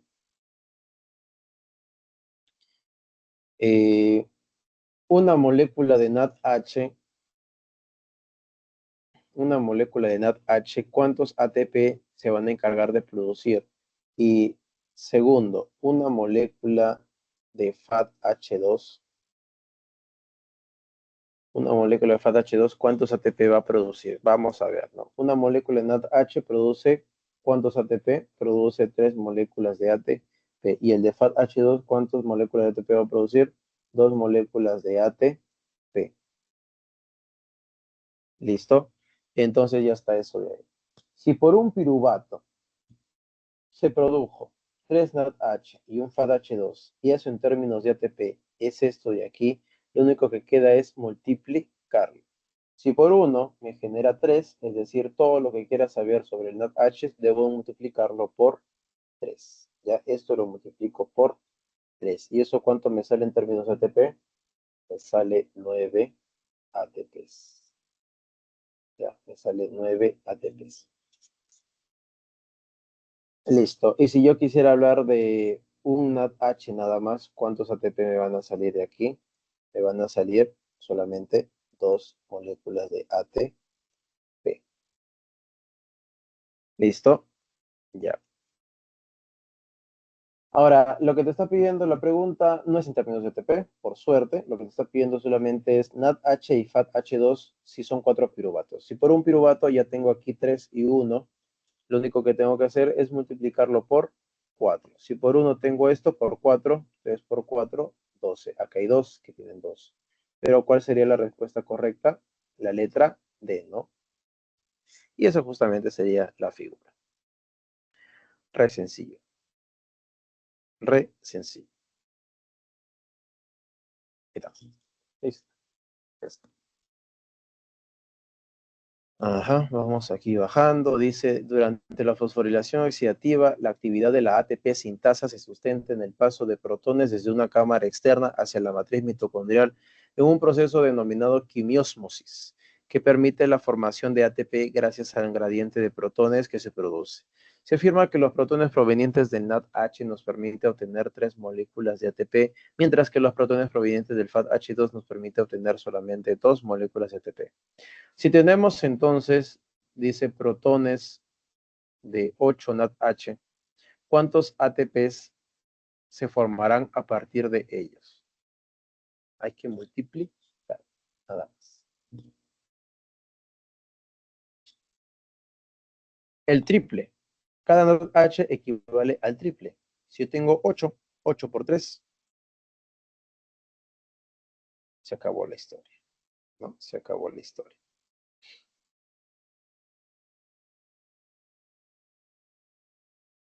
Listo, vamos acabando entonces la figura. Vamos acabando la historia. Dice aquí, durante la inhalación, los músculos intercostales externos y el diafragma se contraen y dilatan la cavidad torácica para permitir el ingreso masivo de aire hacia los pulmones. En el proceso opuesto, los mismos músculos se relajan y se produce la exhalación. Cuando los músculos se relajan, ¿qué nombre recibe este proceso de aquí? ¿Cómo se llama ese proceso? Cuando estás justamente relajándote y estás liberando todo el aire posible, eso se le llama la exhalación. ¿Ya? La exhalación. Listo. Está. La 13 dice, en una persona ubicada a nivel del mar, el aire ingresa a los pulmones con 20% de O2 y 0,03% de dióxido de carbono.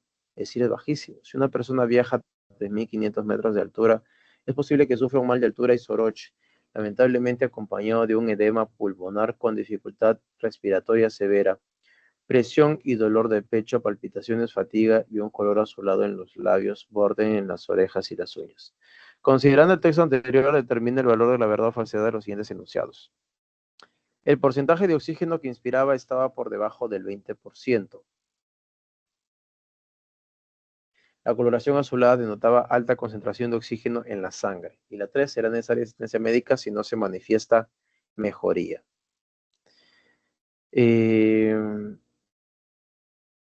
A ver, yo creo de que sí, ¿no? Esto de aquí, claro, exactamente. Es obvio de que según el texto, el porcentaje de oxígeno que inspiraba estaba por debajo del 20%. No, era falso, no, es falso.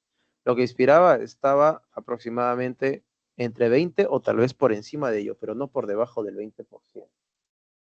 La coloración azulada denotaba alta concentración de oxígeno en la sangre. No, cuando no tiene ya coloración azulada es porque no están llegando los glóbulos rojos con oxígeno, ¿ya? Y por ende ya no está teniendo el color rosadito o rojo que tenía la parte de su carne o todo lo demás, sino de color azul, ¿ya? Hasta que se muere esa persona. ¿Será necesaria asistencia médica si no se manifiesta mejoría? Obvio, ¿no? Pregunta simplemente para amenizar la tarde nada más. Listo, sería entonces falso, falso, verdadero. Falso, falso, verdadero. Ya, nos queda 10 minutos, muchachos. Voy a dar una pequeña explicación de la respiración, ya que no le hemos visto prácticamente nada. Ha quedado yo algunos temas, tal vez simplemente para repasar. Si tienen preguntas, vayan colocándolos ahí en la parte del chat.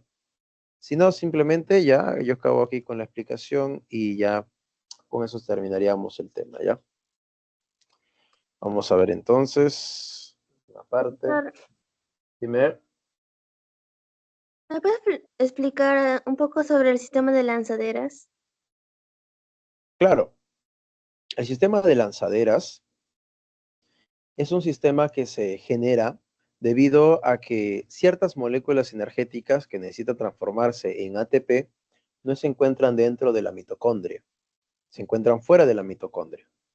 Y por eso van a entrar por una puerta secreta, una puerta especial en el cual esas puertas de ahí van a generar diferentes tipos de moléculas de ATPs. ¿Ya? A ver, a ver, a ver, a ver, a ver, a ver. Aquí no lo han puesto. Aquí está, ¿no? El sistema de lanzaderas. ¿De dónde sale primero este 2NADH? Vamos a darle contexto, ¿no? Tú sabes de que este proceso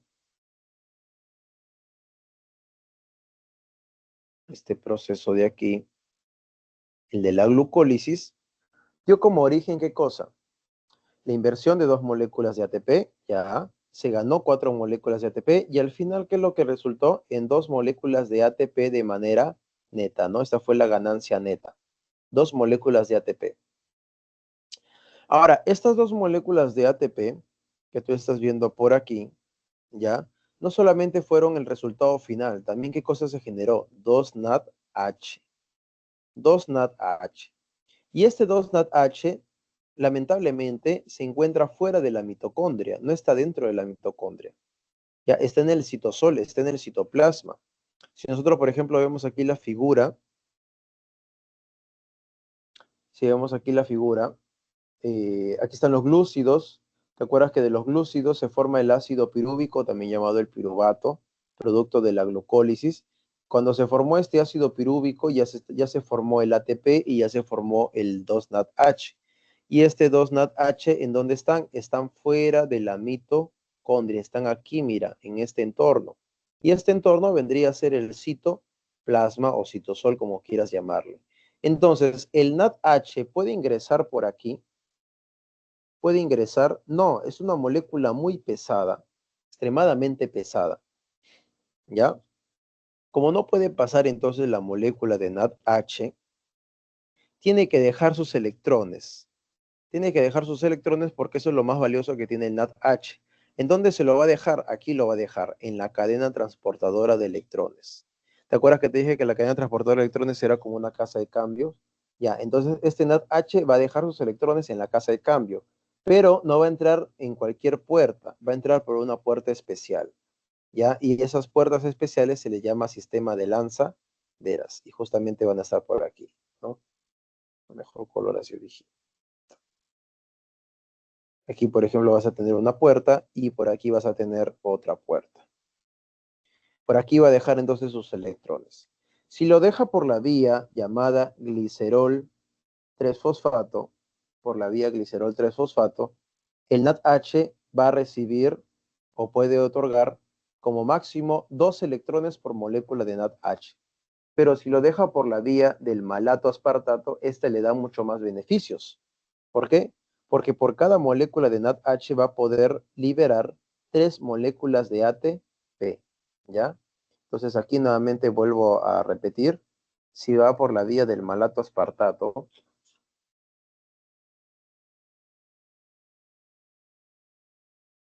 si se va por la vía del malato aspartato, entonces va a producir 3 moléculas de ATP por molécula de NADH. ¿Listo? Y si se va por la otra vía, que es la del glicerol 3-fosfato, si se va por la vía del glicerol 3-fosfato, 3-fosfato, por cada molécula de NADH, ¿qué es lo que se va a producir? Solamente 2 moléculas de ATP, ¿ya? Entonces, ¿quién le va a dar más beneficios? La del malato aspartato. Pero eso depende de cuáles sean los requerimientos energéticos, ¿ya? Esto simplemente es una metáfora nada más, una analogía para que la entiendas. Entonces, ahí está. Entonces, los electrones del NADH que tiene aquí, los electrones que va a tener por aquí, entonces los va a dejar, ¿no? Va a dejar los electrones y si se va por la vía del glicerol 3-fosfato, pasa por esta vía de aquí, ¿no? Este de aquí es la cadena transportadora de electrones. Si pasa por la de glicerol 3-fosfato, por cada NADH genera 2 ATPs. Si se va por la de malato aspartato, genera 3 ATPs. Como son no solamente una molécula de NADH, sino que son 2 moléculas de NADH que se producen en la glucólisis. Entonces, al final, ¿cuántas moléculas de ATP puedo producir al final? Multiplica simplemente, ¿no? 2 por 2, 4. 2 por 3, 6. Y eso justamente es lo que te están diciendo en esta parte de aquí. ¿Ya? Eso es lo que te están diciendo en esta parte. Glicerol 3-fosfato es el 2 por 2, 4.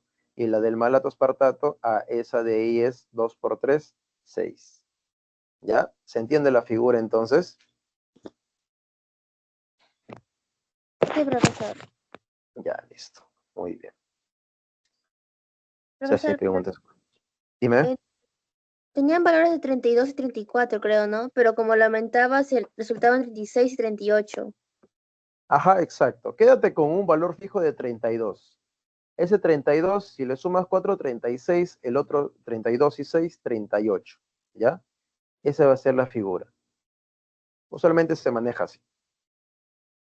Ya. Profesor, y cuando se usa lanzaderas, creo que se usaba el doble. El doble del 36 sería, o el 32. En este caso, el 32 es fijo, es un número prácticamente fijo, ¿ya? Que luego va a ser sumado con el 4 y con el 6.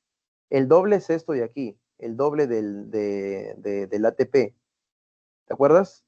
Aquí el glicerol 3-fosfato lo multiplicas por 2, 2 por 2, 4 y el otro 2 por 3, 6. ¿Ya? Es lo único de doble que tiene. ¿Ya? Luego me dicen por aquí, profe, ¿para qué sirve el pigmento carotenoide? Los pigmentos carotenoides sirven en verdad para muchas cosas. Ya puedes utilizarlo o puedes encontrarlo, por ejemplo, en hormonas como por ejemplo el ácido abscísico para generar la senescencia de la planta, es decir, para que la planta se vuelva viejita, vas a tener a los pigmentos carotenoides. También puedes utilizarlos como pigmentos fotosintéticos, es decir, también tienen la capacidad de aceptar electrones, hacerlos fotoexcitar por acción de la luz y luego desprender a estos electrones.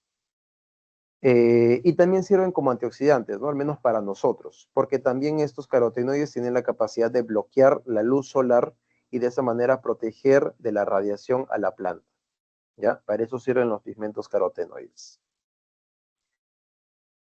Listo. ¿Alguna pregunta más por ahí?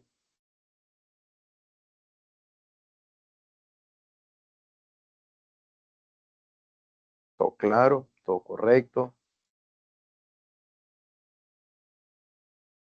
Este tema es complejito, ¿ah? Es muy, muy, muy complejo. Así que les recomiendo, lean ahí su libro de la PRE. No se empapen mucho de otros autores, de otros libros, porque lamentablemente a veces tienen muchas interpretaciones. ¿Ya? Evita la fotooxidación, por así decirlo.